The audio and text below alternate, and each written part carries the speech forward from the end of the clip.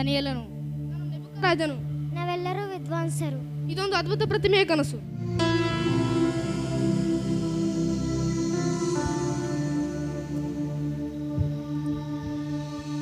ಸೇವಕರೇ, ನಾನೊಂದು ಕನಸನ್ನು ಕಂಡಿದ್ದೇನೆ. ಅದರ ಅಭಿಪ್ರಾಯವನ್ನು ಹೇಳುವುದಕ್ಕೆ ಸಕಲ ವಿದ್ವಾಂಸರನ್ನು ಕರೆಸಿರಿ. ರಾಜರೇ, ನಾನೊಂದು ಕನಸನ್ನು ಕಂಡಿದ್ದೇನೆ. ಅದರ ಅಭಿಪ್ರಾಯವನ್ನು ಹೇಳಿರಿ. ಅರಸನೇ ಚಿರಂಜೀವಿ ಆಗಿರು. ನಿನ್ನ ಕನಸನ್ನು ನಿನ್ನ ದಾಸರಾದ ನಮಗೆ ಹೇಳು, ಅದರ ಅಭಿಪ್ರಾಯವನ್ನು ತಿಳಿಸುವೆವು. ನಾನು ಕನಸನ್ನು ಮರೆತಿದ್ದೇನೆ. ಕನಸಿನ ಅಭಿಪ್ರಾಯವನ್ನು ತಿಳಿಸದಿದ್ದರೆ ನಿಮ್ಮನ್ನು ಚೂರ್ಚುರಾಗಿ ಕಡಿಸುವೆನು.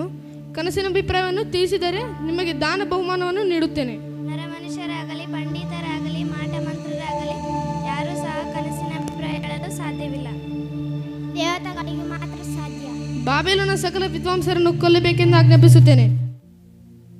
ಅರಸನೇ, ನಿಮ್ಮ ಕನಸಿನ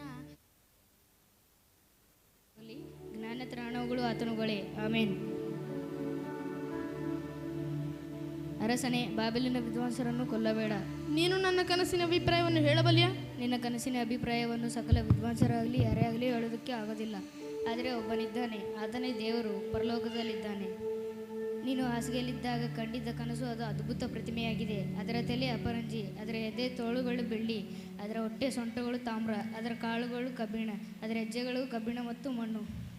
ಬೆಟ್ಟದಲ್ಲಿದ್ದ ಒಂದು ಕರಳು ಸಿಡಿದು ಬಂದು ಕಬ್ಬಿಣ ಮತ್ತು ಮಣ್ಣಿನ ಹೆಜ್ಜೆಗಳಿಗೆ ಬಡಿದು ಚುರುಚುರು ಮಾಡಿತು.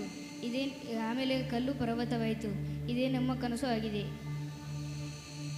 ಇನ್ನು ಈ ರಹಸ್ಯವನ್ನು ಬಯಲಿಗೆ ತರಲು ಸಮರ್ಥನಾದ ಕಾರಣ ನಿಮ್ಮ ದೇವರು ರಹಸ್ಯಗಳನ್ನು ವ್ಯಕ್ತಿಗೊಳಿಸುವವನು ಆಗಿದ್ದಾನೆ ಎಂಬುದು ನಿಶ್ಚಯ.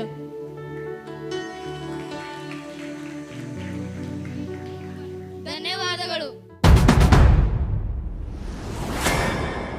ನಾದಾನೋಹನ ಹಡಗನು ಕಟ್ಟಿದ ಹಡಗಿನಲ್ಲಿ ಕೋಳಿಯ ಮರಿಗಳಿದ್ದವು. ಅಲ್ಲಿ ಚೂ ಇಲ್ಲಿ ಚೂ ಎಲ್ಲೆಲ್ಲಿ ಚೂಚು, ಅಲ್ಲಿ ಚೂ ಇಲ್ಲಿ ಚೂ ಎಲ್ಲೆಲ್ಲಿ ಚೂಚು. ಮುದುಕನಾದಾನೋಹನ ಹಡಗನು ಕಟ್ಟಿದ ಹಡಗಿನಲ್ಲಿ ಹಂದಿಯ ಮರಿಗಳಿದ್ದವು.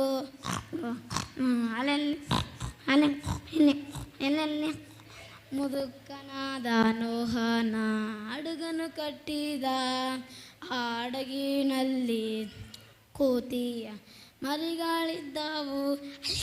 ಎಲ್ಲಿಕ್ಕಿ ಎಲ್ಲಿ ಇಲ್ಲಿಕ್ಕಿ ಅಲ್ಲಿ ಎಲ್ಲಿಕ್ಕಿ.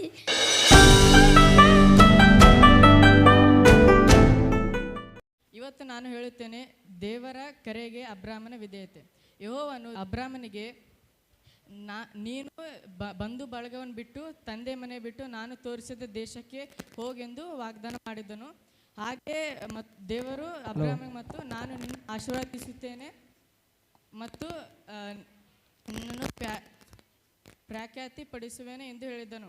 ಅಬ್ರಾಮ ದೇವರ ಮಾತಿಗೆ ವಿಧೇಯತೆಯಾಗಿ ದೇವರು ಹೇಳಿದ ಕಾನಾನ್ ದೇಶಕ್ಕೆ ಹೊರಟು ಹೋದ ಮೇಲೆ ಅಬ್ರಾಮನು ಬಹಳ ಜನರನ್ನು ದೇವರ ಕಡೆಗೆ ತಿರುಗಿಕೊಟ್ಟನು ಮತ್ತು ಬಹಳ ಜನರಿಗೆ ಉತ್ತಮವಾದ ದಾರಿಯಲ್ಲಿ ನಡೆಸಿದನು. ಹಾಗೆ ಅಬ್ರಾಮ ಅಂದರೆ ಉತ್ತಮ ತಂದೆ. ಆಗ ಅಬ್ರಾಮ ದೇವರು ತೆಗೆದು ಅಬ್ರಹಾಮ ಎಂದು ಹೆಸರು ಬದಲಾಯಿಸಿದನು. ಅಬ್ರಾಮ ಎಂದರೆ ಅನೇಕ ಜನಾಂಗಗಳ ತಂದೆ. ಆಮೆನ್.